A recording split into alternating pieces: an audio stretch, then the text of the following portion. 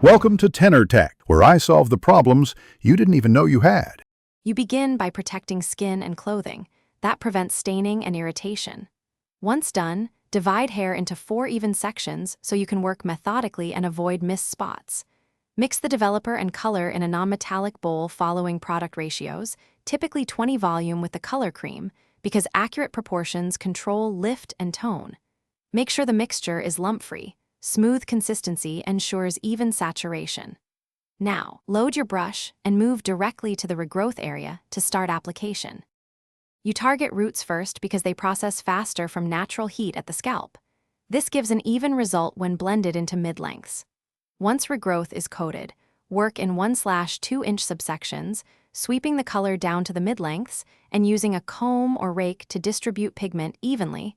This avoids patchy bands. Make sure to remove excess product to prevent uneven saturation. Keep a timer visible and check development every 5 to 10 minutes so you can adjust processing time if the tone shifts. You finish by rinsing thoroughly until the water runs clear to remove excess dye and prevent staining. Follow with the recommended shampoo and a deep conditioner to restore moisture. Once conditioned, blot hair gently with a towel and let it air dry or style. Avoid high heat for the first 24 hours to preserve color.